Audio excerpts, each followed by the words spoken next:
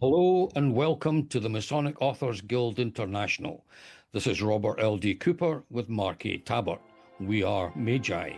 Our mission is to promote the highest standards in education, research and publications relating to the global phenomenon of Freemasonry.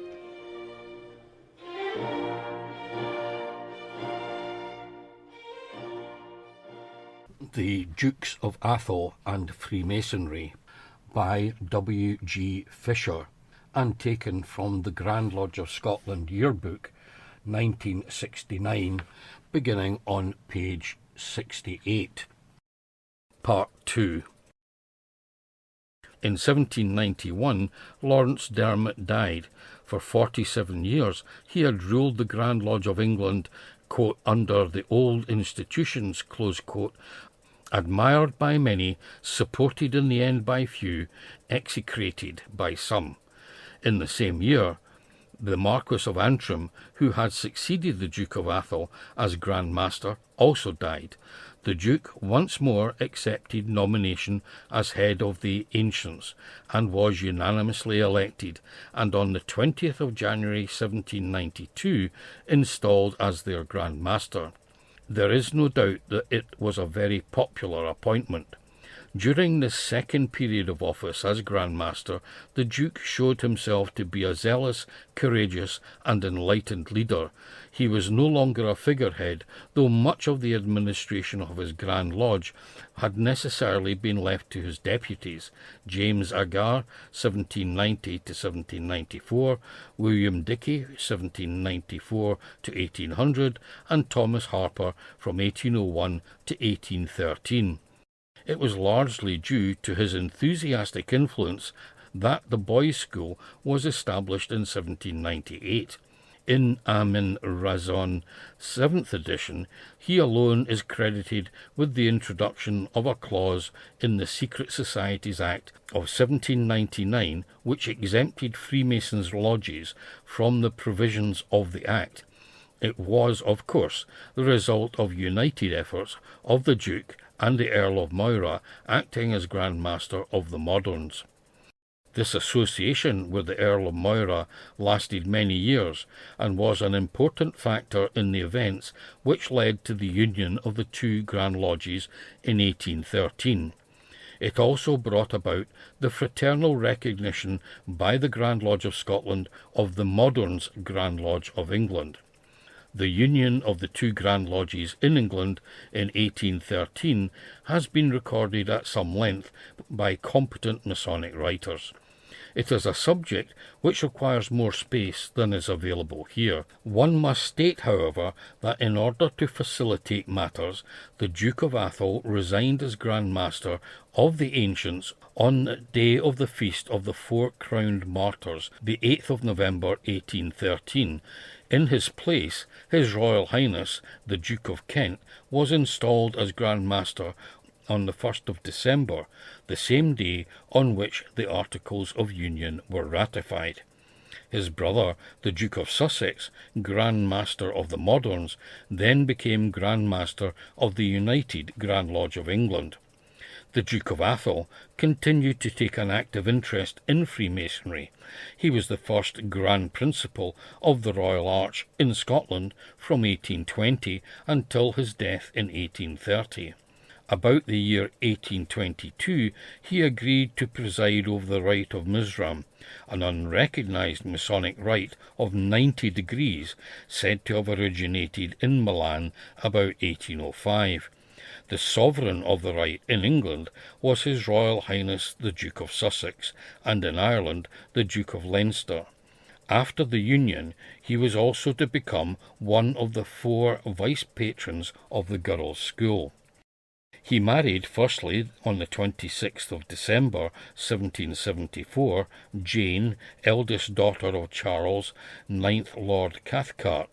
She died in Hanover Square, London, on the 5th of December 1790, aged 37 years, and is buried in Dunkeld. He married, secondly, on the 11th of March 1794, Marjorie, widow of John Mackenzie, styled Lord Macleod, and eldest daughter of James, 16th Lord Forbes. The Duke died at Dunkeld on the 29th of September 1830, aged 75 years, and was buried beside his first wife. John Murray, 5th Duke of Atholl. Born 26th of June 1778, the 5th Duke lived under the most tragic circumstances.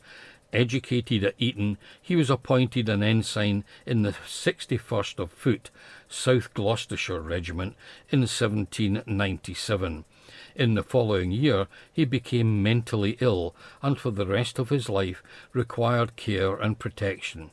He died in Grenville Place, St. John's Wood, Middlesex, on the 14th of September 1846.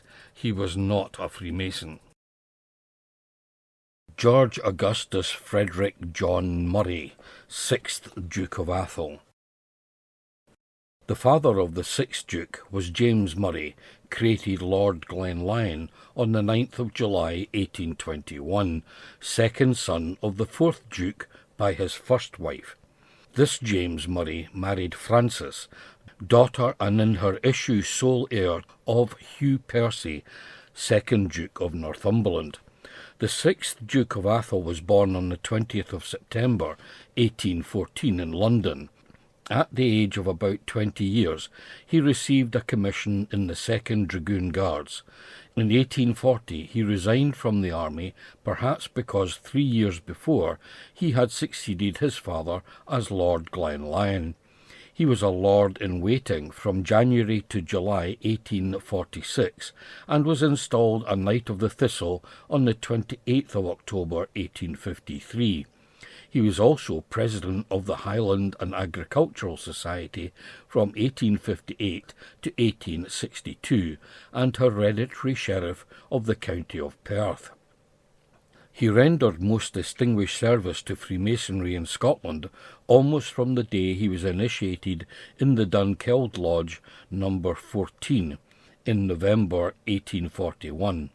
On the last day of that month, St. Andrew's Day, he was appointed Depute Grand Master by Major General Lord Frederick Fitzclarence, who was installed as Grand Master Mason on that date. Lord Glenlyon was re-elected Depute Grand Master on St. Andrew's Day in the following year. After the meeting of Grand Lodge on that day, he took the chair at the dinner which followed, and we are told, quote, "His Lordship did the honours of the chair in excellent style, and exerted himself to the utmost in keeping up the good feeling and conviviality of the meeting." Close quote.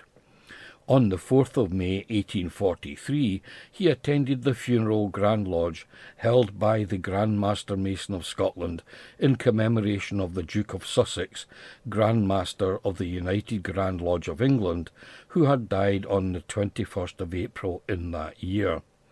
On St. Andrew's Day 1843 he was elected Grand Master Mason of Scotland. He held this office for 21 years, much longer than any other Grand Master Mason of Scotland. All that time he worked with unflagging zeal for the improvement of Scottish Freemasonry. He also held the supreme office in other degrees. For example, he was installed a Knight of the Templar in the Lothians Preceptory on the 29th of November 1843, and on the following 11th of March he was appointed Chancellor of the Order of the Temple and was Grand Master of the Order from 1846 to 1864. Exalted in the Royal Arch Chapter No. 1, Edinburgh, in 1843, he was elected Grand First Principal for 1844 to 1846, and also from 1847 to 1850. After the meeting of Chapter No. 1 on the 23rd of September 1844, the First Principal said, Quote, "The companions will, I am sure, join with great pleasure in dedicating a bumper to the health of Her Most Gracious Majesty the Queen, and the more so as on the present occasion she was the guest of our most excellent First Principal of the Supreme Grand Royal Arch Chapter of Scotland, Companion Lord Glenlyon, who was during the last 12 months exalted in this chapter.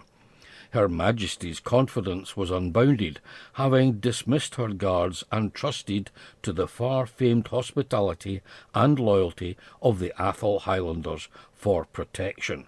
Close quote.